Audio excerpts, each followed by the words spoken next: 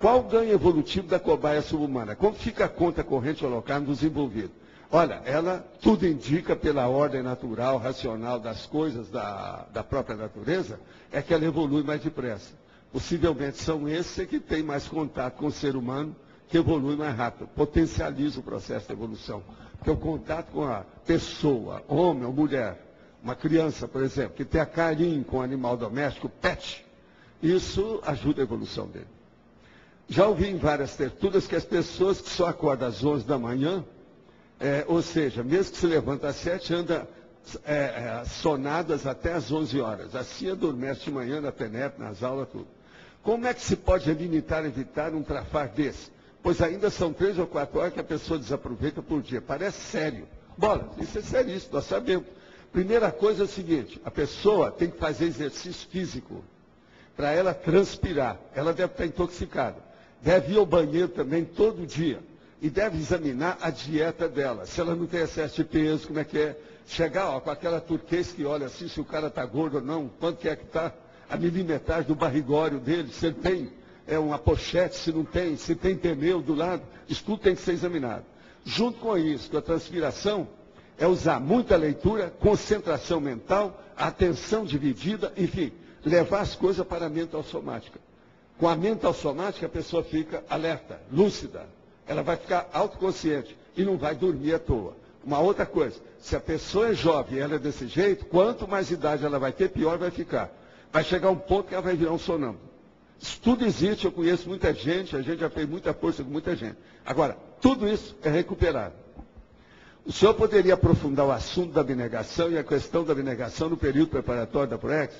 Olha, a abnegação, seria bom essa pessoa que perguntou, examinar já os verbetes que nós temos e tudo que eu já falei sobre autossacrifício. Já tem verbete sobre o processo da autoabnegação e autossacrifício. É a pessoa ver, isso aí é um dos pontos altos das pessoas. Mas uma pessoa que faz a autoabnegação, ela não chega publicamente para dizer aquilo que ela fez. Ela usa a verbaciologia e o anonimato. Ela é calada. Ela não diz nada. A verdadeira abnegação não se mostra. A grandona. Tem um processo de urticária gigante há mais de 10 anos. Minha irmã tinha esse processo e um dia traí para mim porque estava com muita pena dela. No dia seguinte ela me pegou e me acompanhou por vários anos. Sumiu. E há 3 anos, após tomar um anti-inflamatório, ela voltou. E a medicina convencional não consegue ajudar. Posso assim mesmo fazer TENEPS? Eu acho que pode. A TENEPS você não vai trabalhar com nenhuma pessoa humana.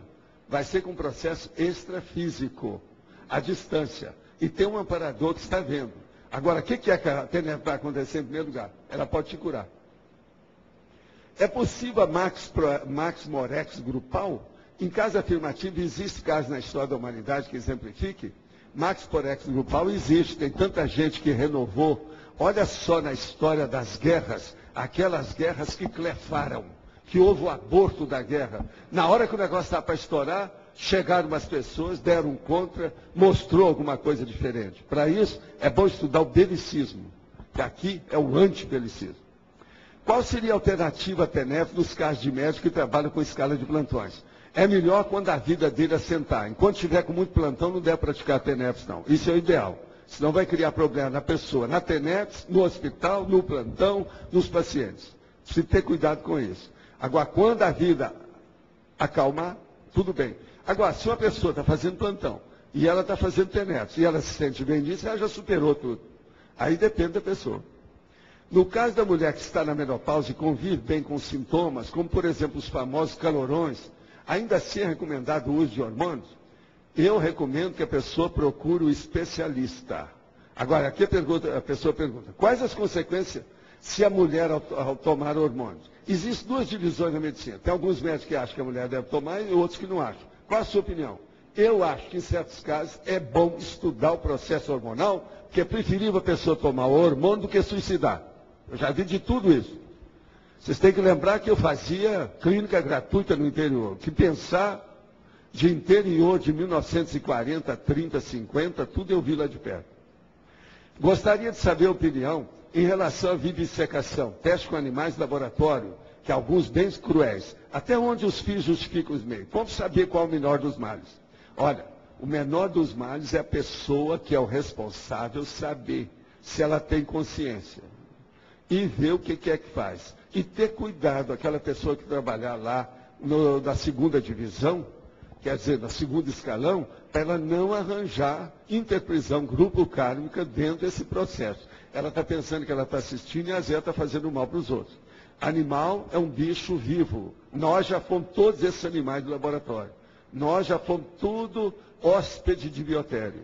Então, o problema é procurar mesmo, o problema da cosmoética, ver dos males o menor. Mas é a pessoa que tem que analisar. Cada caso é um caso, tem que ver.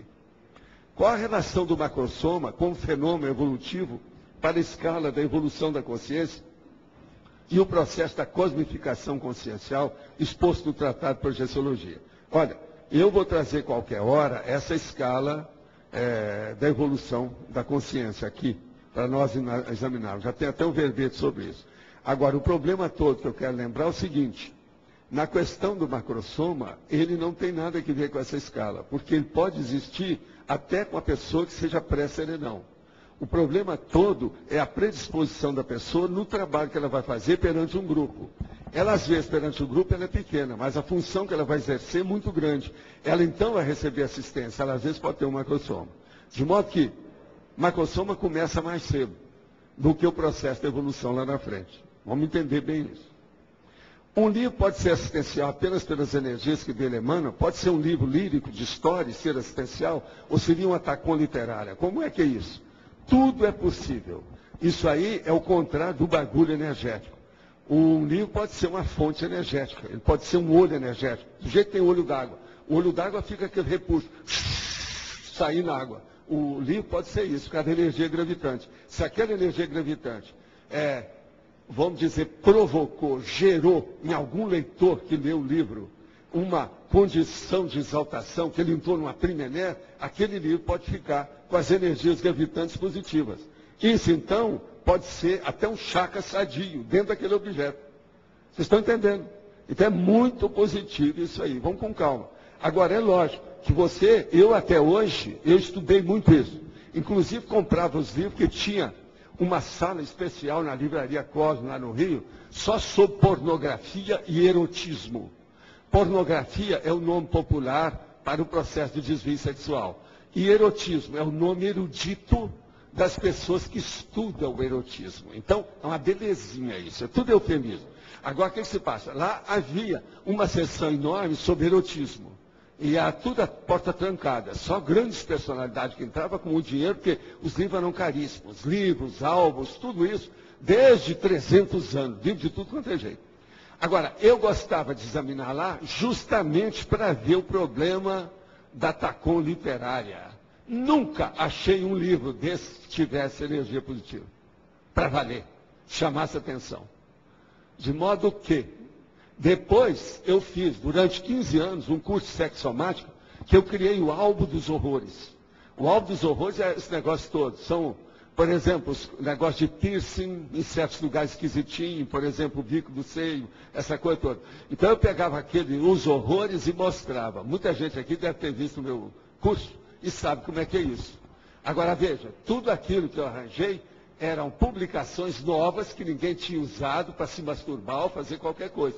Tudo era assim, jogo aberto, falando a coisa clara. Por quê? Eu olho em primeiro lugar o processo de energia, nas pessoas, nos objetos, nos ambientes, nas ideias, nos grupos, aonde eu vou.